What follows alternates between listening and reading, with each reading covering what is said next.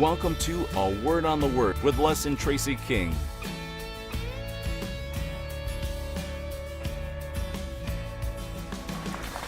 Hello and welcome to A Word on the Word with Les and Tracy King, and we are continuing our study of the seven churches of the Apocalypse. Now, in our previous teachings, we covered the letters to the churches in the cities of Ephesus and Smyrna, so come check those out on awordontheword.tv. All right, now as the human couriers traveled through the country of Asia Minor at the time, which is now known as the western coastal region of Turkey, they would have most likely reached Ephesus first with that letter to that church, traveled up the coast a little bit to another city by the name of Smyrna, and then what would be believed to be the third stop on their trip would have been the city of Pergamum. It was. Now, the courier would have been in constant danger and persecution from the locals, knowing that there was great persecution of the Christians in each city. Right, now the name Pergamum is a synonym for the word citadel, and it literally means first-class courage. Which seems to make sense when we read that Pergamum was the citadel of Satan. So it would have required great courage to hold to the Christians in such a place. Right, really. The most notable verse in the letter to the church in Pergamum is that it mentions that it was the home of Satan and the location of actually Satan's throne. So that's some scary stuff. Yeah, now absolutely. We can draw several conclusions from these statements about Satan. One being that Satan has a real kingdom and presence here on earth. Right, and then second being that Satan had a significant following and influence in the city of Pergamum. That's right. You know, you can't have a throne unless you have worshipers, right? Absolutely. At any given time in our lives, I think we can all be supporters of Satan by being disobedient to God or even just being silent in the face of evil. So let's kind of look at this as though, it's not an ancient issue. It's one that we deal with today, even kind of unintentionally, right? True. I mean, you don't have to be a Satan worshiper to help support Satan's throne and his agenda. Right, and I think that as we kind of look a little bit further at this, we should not assume that the Christians in Pergamum wanted to actually displease God. So we shouldn't go, well, they were just wrong and confused, and we're not like that today. You know what? We're just like that today, all right? We are, just like you and I. Many would have wanted to live their lives worthy to be called Christians, right? But life happens, and we get busy with work, and we get stressed over finances, or enticed with success and money. So the stresses and busyness of this fallen world ultimately will bring us face to face with Satan and his temptations. So let's be prepared for that. Now, it's at those moments that we see that our faith and choices resemble those of the churches in the book of Revelation. It could be that you or someone you know has encountered a similar situation as the church in Pergamum. Or maybe you can identify with one group of believers or the other identified in the Pergamum congregation. As you read through these letters to the Pergamum church, imagine periods of your Christian life that may directly or maybe indirectly apply to the challenges faced in the city of Pergamum. All right, now we're going to come to this part of the show where we share a couple biblical thoughts. And the first biblical thought is, He is first and last, piercing deep and fast. All right, so we're in Revelations chapter 2, verse 12, and it says the following. To the angel of the church in Pergamum, write, these are the words of him who has the sharp, double-edged sword, first and the last, who died and came to life again. And now, as we read Jesus' letter to the church in Pergamum, we see that he opens with a similar statement as he did to the church in Smyrna by saying that he is the first and the last and the one who died and came back to life. Which makes perfect sense since they were suffering a great persecution at the time. That's right. You know, the statement tells the church that he's the everlasting king and not even death can bring an end to his kingship. This hopefully served as a reminder that not even death would bring an end to their lives, because persecution brings about a suffering and maybe a fear that something's going to end, and especially our lives in a situation like that. That's right. You know, Jesus' statements about the resurrection was not about Jesus' resurrection per se, but a reminder that he has taken the sting out of death for all of us, right? You know what? It's important to remember that. Now, here's what it says in 1 Corinthians chapter 15, verse 55. Where, O death, is your victory? Where, O death, is your sting? You know, Jesus is also trying to communicate that he was the first to become the lowest and suffer the pain of death. And then what? He rise again. Right now, in our previous shows, if you can remember, we said that the word first is protos and the word last was eschatos. And it actually can be interpreted as one being the former and then the next being interpreted as the lowest. And this is consistent with the idea that the letters to the churches are more than a stern warning of judgment for the churches. Right. Jesus is connecting with a group of believers who are being persecuted, and the best way to encourage them is by reminding them that he understands what they're experiencing. That's right, and that he was also tempted and suffered at the influence of Satan. Absolutely. And so Jesus' opening statement, he makes sure that it's clear that he is the one who has a double-edged sword, and there's some meaning behind this. There is. And in chapter 1, Jesus has identified himself as the one who holds the 7 stars in his right hand and has a sharp, double-edged sword coming out of his mouth. A double-edged sword is a highly effective weapon that's able to penetrate deeply and easily, severing and dividing body parts. That's right. Now, here's what it says actually in Hebrews chapter 4, verse 12 about that. It said, "For the word of God is alive and active, sharper than any double-edged sword. It penetrates even to dividing soul and spirit, joints and marrow, and it judges the thoughts and attitudes of the heart." This whole idea of dividing joints and marrow helps us to visualize body parts that are so tightly and closely formed that separating one from the other is nearly impossible for man to do. That's right. And the Word of God is a double-edged sword that penetrates deep into the mind and the heart of a person, revealing and separating the innermost thoughts and motives of each of us. Jesus is saying he has come to deliver a message that will penetrate our souls and our spirits, and his message will stop us in our tracks and bring us right to our knees. Now, his words will bring about a deep conviction, or it'll reinforce his place as king in our hearts.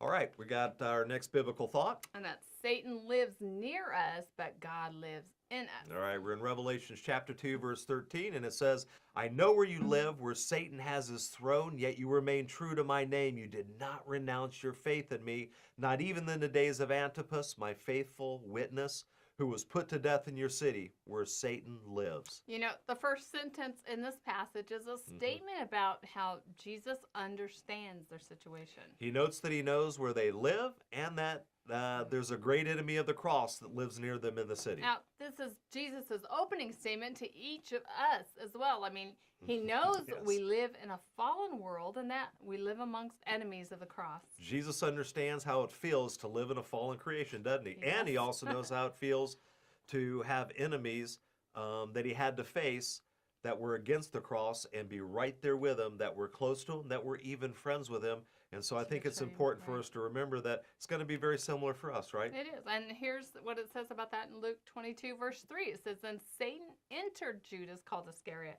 one of the 12. And Judas went to discuss with the chief priests and the temple officers how he might betray Jesus to them." Jesus commends the believers in Pergamum for their faith and how they had held true to his name. And so he starts out there first. That's right. And even after one of their Christian brothers, Antipas, was put to death for the faith. Now, there are various beliefs about who this guy Antipas was, with some traditions holding that Antipas was ordained by the Apostle John to be the head of the church in Pergamum. And others say that he was a physician that secretly spread the gospel.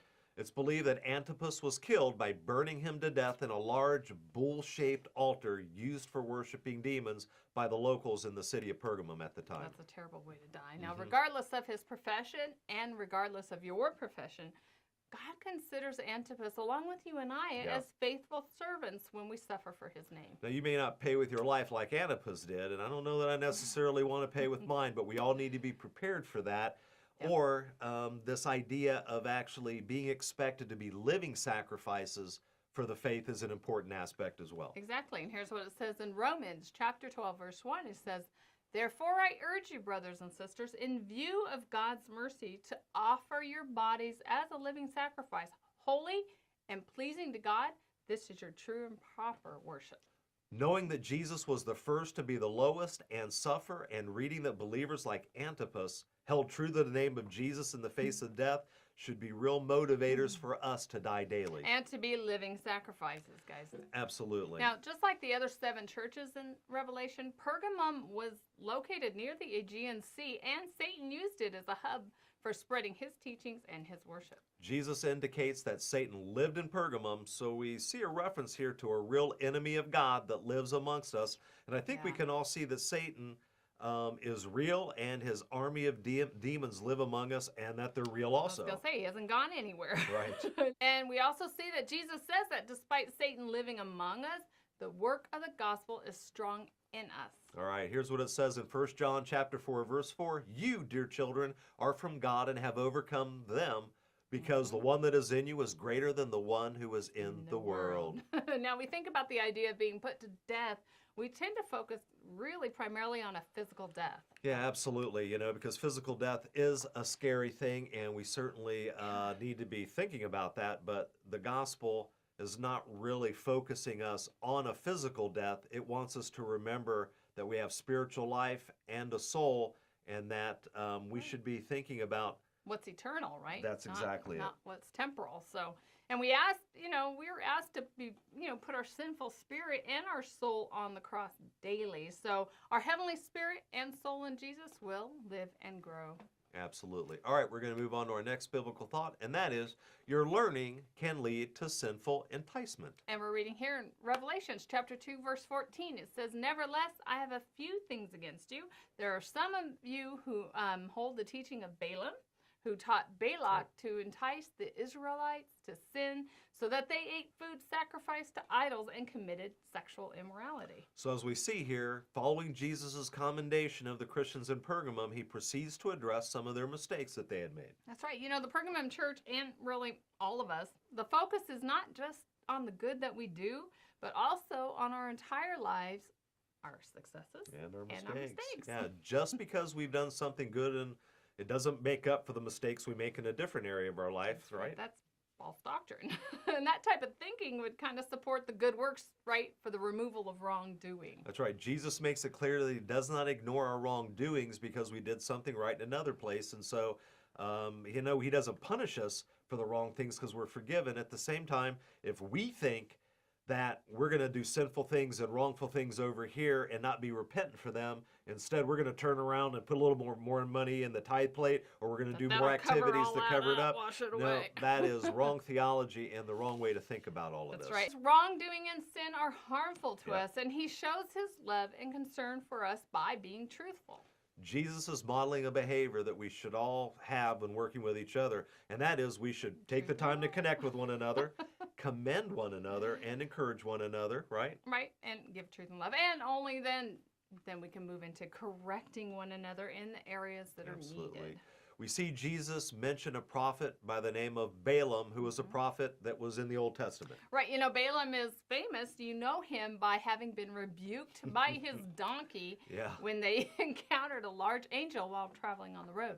In the story, Balaam was asked by Balak to prophesy against the children of Israel, but Balaam makes it clear to Balak that he can only give the words given by God, which then continued on in the scriptures to show that God continued to bless the children of Israel in this particular story through Balaam, and it kind of really upsets Balak, and so that kind of story is kind of the famous one because the donkey turns around and gets a little snarky and smart with Balaam because he's not really kind of doing what God wanted him to at the time. I'd love to have seen that, And sometime later, actually, Balaam is said to have given advice that caused the Israelites to commit sexual sin with a Moabite woman. Right now in the New Testament, we see the Jerusalem Council also warn Christians about avoiding sexual immorality and idolatry. That's right. Here's what it reads in Acts chapter 15, verse 29. He said, you are to abstain from food sacrificed to idols, from blood, from the meat of strangled animals, and from sexual immorality. You will do well to avoid these things. Right. You may be thinking that this is an ancient concern only, but even today, sexual sin and idolatry continue to be an issue for us. What God is concerned about is when we let anything in our lives become more of a focus and celebration than the mission of the gospel. God is not concerned with food and eating and drinking here, but rather when we decide that something in our lives is more important than the gospel in our lives. And so we need to realize here, he doesn't really care about what you're eating. There's some motive behind it here. Exactly. And these important things in our lives can really become so important.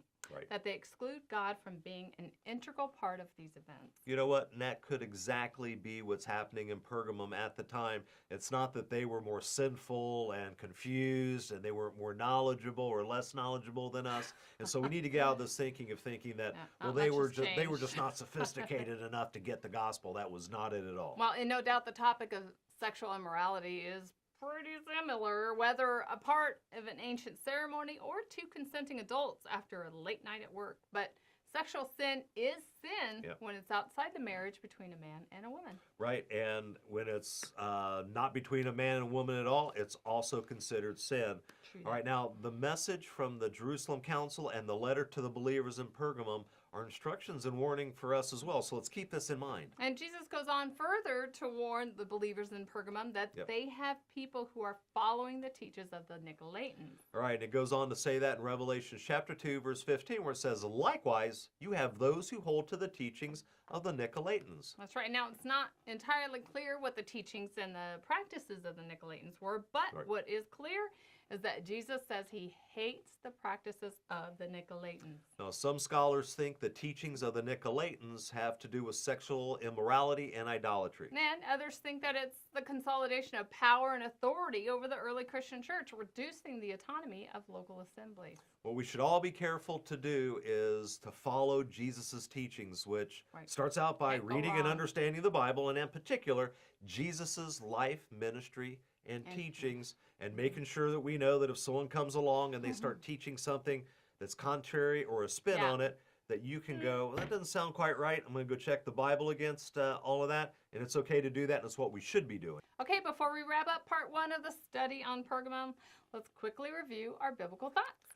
All right, and our first biblical thought for the show was, he is first and last, piercing us deep and fast. And fast. Now, Jesus opens his letter to the church in Pergamum by telling them that he has a double-edged sword. And that he is the first and the last and had died and was risen. And we noted that Jesus was telling the church that he has the words that penetrate deep into our minds and souls.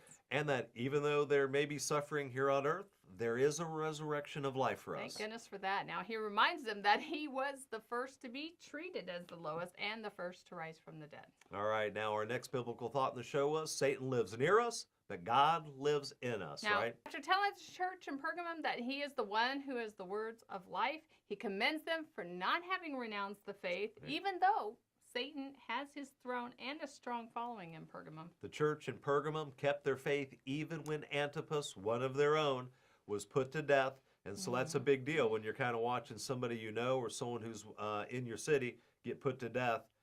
Really will shake your faith and give you a little bit of a test. And the manner of death. Right, You know? absolutely. To be baked in a bowl cistern like that is not good. Wasn't quick and easy. So now our last biblical thought for the show was, your learning can lead to sinful enticement. Even though the church in Pergamum had kept their faith in the face of great persecution, they had accepted and followed the false doctrines of Balaam and a group of individuals by the name of the Nicolaitans. Now, there's a connection between these false doctrines and God's people committing sexual immorality and engaging in idolatry along with the pagan people and culture. God's people need to be distinguishably different from that of an unbeliever and not give in to sinful behavior that's acceptable to popular culture or a particular group or because it's the latest fad. We don't need to be that relevant to unbelievers so that they believe in the gospel, so that we make the gospel relevant to them by accepting sin and hanging out with them and going to the bars and getting drunk and engaging in sinful sexual immorality to make it look like we understand them, we're connecting with them, we're relevant to them. So we have to avoid that and realize we should be different, and it's okay to be different. All right, we want to thank you for tuning into the show. We do want to invite you to come visit us at awordontheword.tv. And remember, go serve the King by serving others. Thank you for joining Les and Tracy King for A Word on the Word. Visit awordontheword.tv to receive their latest audio or video broadcast. A Word on the Word is sponsored by First Century Ministry